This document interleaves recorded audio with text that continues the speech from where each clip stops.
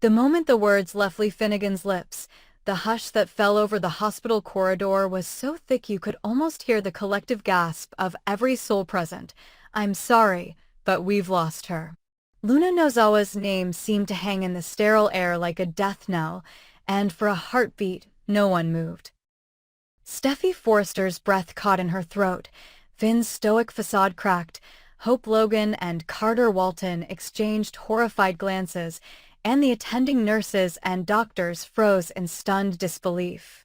And then Poppy Nozawa stepped forward, framed by the harsh fluorescent lights, her posture unnervingly erect, her eyes cold and clear as polished steel, and she spoke, her voice low, crisp, devoid of tears or tremor. "As I said before, I'm glad she's dead." The words landed like a jagged blade in the soft underbelly of grief that enveloped the room, slicing through sorrow and leaving stunned outrage in its wake. Finn's jaw clenched. Steffi's trembling hand flew to her mouth as if to stanch a cry. Hope's hand went to her heart. Carter's gaze hardened. Even Lee, who had delivered the grim news, stared in disbelief. How could a mother, Poppy Nozawa, once a frail, desperate woman who had clung to the hope of reconciliation with her errant daughter, utter such a merciless condemnation of her child's demise? Luna, despite her sins, kidnapping Steffi, terrorizing little Hayes, pulling the trigger on another human being, had remained Poppy's child, the flesh of her flesh. Yet here she stood, triumphant in the face of a death no parent should ever welcome. The tension in the room was electric, a pulse of shock and repulsion that threatened to fling everyone apart. Finn's eyes, usually warm with paternal devotion, glinted with ice as he looked to his mother, the woman who had borne his pain and his name. Steffi, who had endured Luna's threats and abductions with a warrior's strength, now found herself appalled. How could she take solace in another's death when that death was celebrated by its own mother? Behind them, the antiseptic walls of the ward seemed to close in, mocking the very idea of compassion. And yet no one spoke. The silence stretched, taut and brittle, until Carter's throat cleared, drawing a breath heavy with unspoken judgment, and Hope's protective arm found Steffi's trembling shoulders. In that moment, time itself seemed to fracture, splintering past and present into shards of memory. The day Luna had framed Poppy for murder, condemning her to jail while Luna, under false pretenses, insinuated herself into Bill Spencer Jr. S. life as a surrogate daughter, her betrayal cutting Poppy deeper than any prison cell ever could. The nights Poppy spent alone, waiting for her child to remember their bond, to tear away the lies Luna had woven. The fleeting hope of reunion snatched away by Luna's cruelty and ambition. And now, in the very place meant for healing, a mother had proclaimed a dead daughter's life unworthy of regret. What would become of the Finnegan family after this? Would Finn sever the final thread tying him to Poppy, banishing her from his heart and home for good? Could Steffi, ever the steadfast partner, help him navigate this abyss of betrayal, or would Poppy's brutality drive an unbridgeable wedge between them? Lee, reeling from her sister's callousness, would surely confront Poppy with the truth of maternal love versus maternal vengeance, but would Poppy even hear such admonitions, or would her triumph in Luna's demise blind her to any shred of compassion? And as Hope and Carter departed with heavy hearts, the news of Poppy's shockingly merciless remark would ripple outward through Los Angeles like wildfire, igniting tabloid headlines and water-cooler gossip in equal measure, setting tongues wagging about culpability, mental health, the lengths a mother will go to protect or condemn her child. One thing was certain. Poppy Nozawa had unveiled her darkest self, a version more heartless than any of them could have imagined, and in this town of fashion empires and family dramas, of secrets and schemes, she had just raised the bar for cold-blooded indifference. Would she face the consequences of her cruelty, or would Luna's death and Poppy's shocking rejoicing over it remain the final chapter of this tragic saga? And yet, This is the bold and the beautiful, where no exit is ever permanent, no wound ever fully healed, and no soul truly gone forever, so the question lingers with a cruel edge, in a world built on reinvention. Might Poppy herself seek redemption for these ruthless words, or will this moment define her forever? It's been decades, literally years if not decades, since viewers last heard a whisper of Deacon Sharp's long-lost son, Eric, yet suddenly the buzz around the sleepy, sunlit drama community in Los Angeles has surged back to a fever pitch. Could Eric finally re-emerge from off-screen obscurity and confront the tangled web his father, heartbreaker and rogue that he is, has woven with Sheila Carter? The mere suggestion of Eric's return sends ripples through the lives of every resident in this fictional town, because while Steffi, Hope, Ridge, Taylor, and the rest have kept us enthralled with couture intrigue and family rivalry, the ghost of Eric Sharp has hovered on the periphery, a missing piece in Deacon's fractious puzzle of marriages, betrayals, and half-truths. Fans are clamoring for answers. Where did baby Eric go after his chaotic birth? Why did Deacon, whose impulses usually land him at the center of scandal, simply let his own child vanish from his life?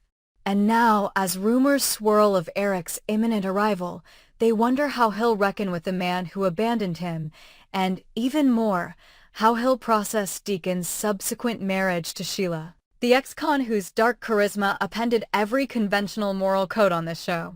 On social media, viewers share whispers and memories. Eric? Amber used to drop his name now and then on Y/and R, but like most kids in Soapland, I imagine he was tucked away in some elite boarding school, writes one commentator, suggesting that hope of seeing him again has flickered and faded as Amber, his adoptive sister, grew up on screen. Another fan weighs in with characteristic zeal. Why hasn't Eric been part of the Forrester Spencer clan for once? We've got RJ, we've got Little Rick, and even Alexandria made that miraculous escape from tragedy. So why not bring back Thorne's hidden kid, too? The chatter underscores a long-standing trend in daytime drama, children born in secrecy, who reappear at the worst possible moment to upend every alliance. But beyond the gossip, a few eagle-eyed viewers have dug deeper into Eric's forgotten backstory. He was born to Deacon and Becky, Amber's cousin, in a storyline suffused with roses and betrayal. Becky, desperate to secure her future, had connived with Sheila to ensnare Deacon, only to die tragically of cancer shortly thereafter. In the aftermath, Amber, driven by guilt and sisterly devotion, raised Eric Jr. as her own until Deacon claimed him back in a storm of legal maneuvering and personal outrage, and the child disappeared once more from our screens. Now, with no trace of custody battles or heartfelt goodbyes, Eric has effectively become soap lore, a phantom presence invoked in moments of parental anguish, but never truly confronting the men and women whose lives he shaped. The door has been left ajar for years. Why did Deacon never revisit his son? How did Amber cope with losing both cousin and child in such rapid succession? And what scars did that early abandonment etch into Eric's psyche as he grew from a baby into a young man molded by unanswered questions and fractured loyalties?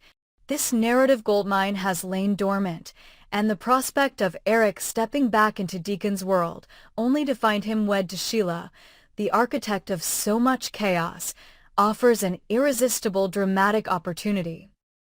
Imagine Eric's arrival at Forrester Creations, drawing the stunned gaze of Ridge while Sheila's cold smirk belies a secret fear that her stepson might reject her metamorphosis from vindictive meddler to reformed matriarch. Picture Steffi's icy composure cracking as she realizes the boy she once faced down with armed fury is now a man demanding answers, his presence a living testament to her husband Finn's tragic past and the countless family feuds she's endured. Envision Hope, torn between compassion and loyalty, stepping in to broker a truce that might heal old wounds or ignite fresh flames of resentment. The possibilities stretch further still. Could Eric ally with Liam, whose own life has been overshadowed by a mother he barely knew, to expose the skeletons in the closets of both Spencer and Forrester dynasties? Might Eric, carrying the pain of Becky's death, seek to avenge her memory by disentangling Deacon from Sheila's grip once and for all? Or will he instead find in Sheila the maternal instincts she claimed to embody when she raised the child alongside Becky? The stakes are colossal, because reintroducing Eric means reshaping every major relationship on the canvas.